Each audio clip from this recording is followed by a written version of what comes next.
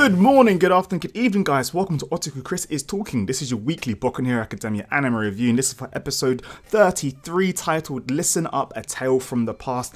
And if you're new to my channel, please do subscribe as I make regular Boku no Hero Acaemia anime and manga reviews. So there'll be like cards and all these things, links and stuff thrown out throughout the video. So feel free to check that out, as well as my other manga, anime, otaku things as well, movies, as well as Rick and Morty. So much is going on, and there's bound to be something you might like. So if you want to check that out, feel free to do that. Turn on the notification bell so then, you know, if you're not from the UK, you'll be notified whenever they get posted, because I know some of you are from the States and shit like that. So yeah, let's go into this episode. Now, this episode was one of my personal favorites purely because quite a few things happened. We got to see the rest of Class 1A actually witness Deku with more control of his ability. And if you really think about it, a lot of the episodes have, well, let's say 33 episodes have gone by, which is what's happened. But in these episodes, nobody had actually ever seen Izuku use his ability without injuring himself, especially in the last arc we just had. Izuku, with every attack he was doing, he's breaking his body parts, his arms, even in the training. So I feel like this was a great time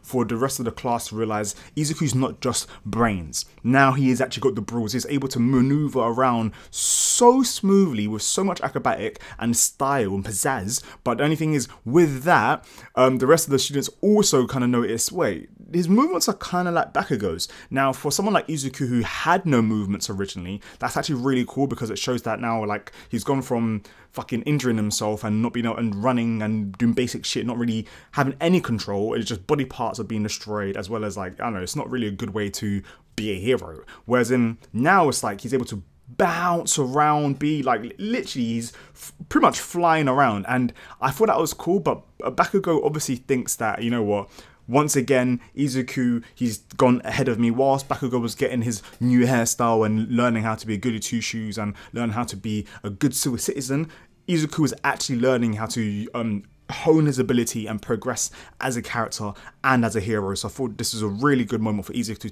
to stand out. And it also let All Might know as well that where Izuku is in his stage.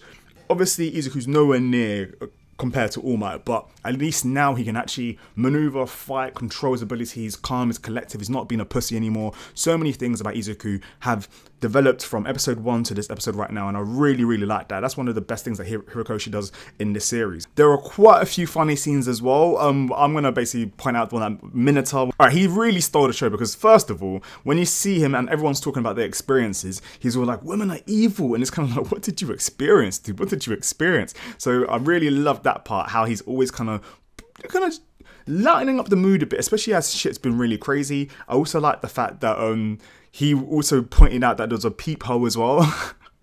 And he really wanted to kind of check out the girls. And then he complimented all the girls apart from Yujiro, the girl, the headphone girl. Like, she was the only person who never actually got...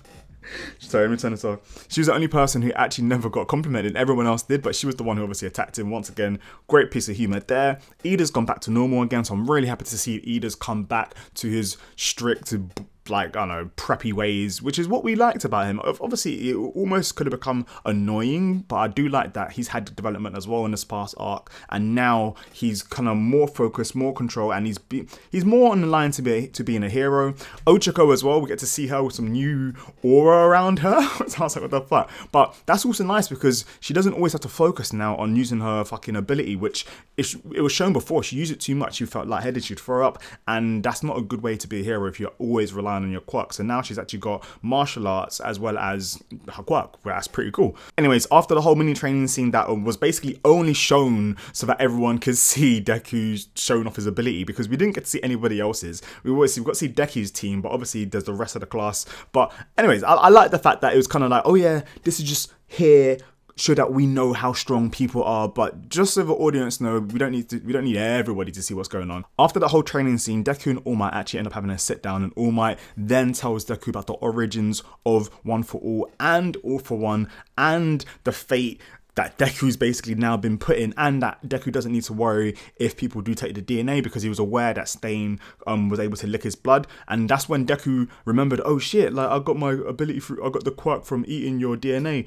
But then All Might was like, don't worry about it, it's not that deep. But what is worse is this is what's happened, and I really like this because it added a new layer to this series, a whole new layer to this series, because we've seen villains, and the villains so far in this series have pretty much just been kind of just wish-wash. They kind of do villainy stuff and then they get core whatever, and the only one who really did stand out was Shigaraki, because of like how he's been sticking around, and Stain as well. But now it seems like there is somebody way above that, and we finally find out about All For One and how that ability came to, and how he's just pure evil. Now there was a scene after the ending song, so it wasn't a post-credit scene or whatever, or like the preview for next week. It was legit part of the episode, but they put it after the ending song, and where we actually get to see the face of the main villain of this series, All For One.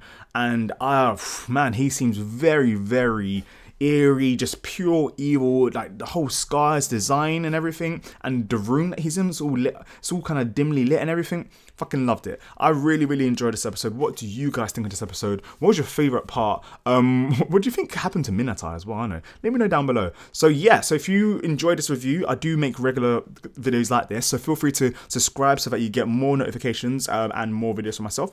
And I hope you guys had a great time. So that's about it really. So let's see what happens next week, because shit's about to get real. And for those of you who know about the arc that we're going into, yeah, have a great time, guys. Peace.